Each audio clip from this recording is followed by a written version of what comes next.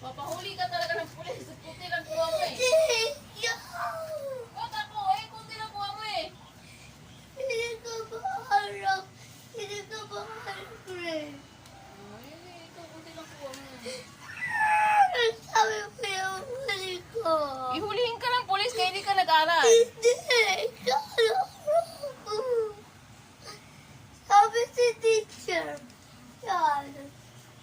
Sabi si teacher yan, Bobby. Sabi. Ba't hindi ka nag-aral? Hindi nag-aral O, naman kita. naarawan ko.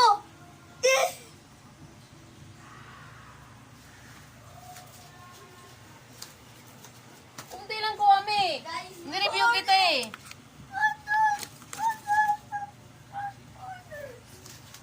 Ha? Yung mga isipon mo.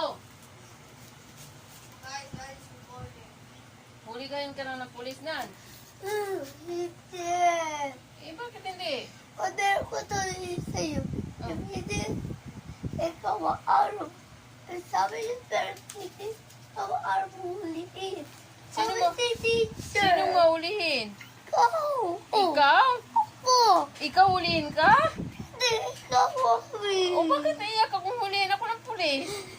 Alam mo, bakit yan? Ha? Kasi kwento ko na kasi ako. Ay, gusto ko tulog sa'yo. Sabi. Gusto mo matulog sa tabi ko? Pag nahuli ko ng pulis, hindi na ka makatabi sa akin. Oh. Oo, naman ako. Ano naman yan? Ganun ba sabi ni teacher? Huhulihin kami pag hindi ka nag-aral? O bakit hindi ka nag-wake up? Kaya nga pinag-wake up ka ng early. Ayaw mo pang mag-wake up. Mamas boy. Ayaw mo kasi mag-wake up kaya nagagalit si mami. Tapos, gusto mo palang ayaw mahuli si mami ng pulis. Hindi ka nag-wake up ng early. Oh, hindi ba araw huli ng pulis? Hindi na wake up hindi. Hindi kasi hindi ka napasok sa school. Kaya uhulihin ako ng pulis. Kaya nga pinag-wake up kita eh. Ayaw mo mag-wake up.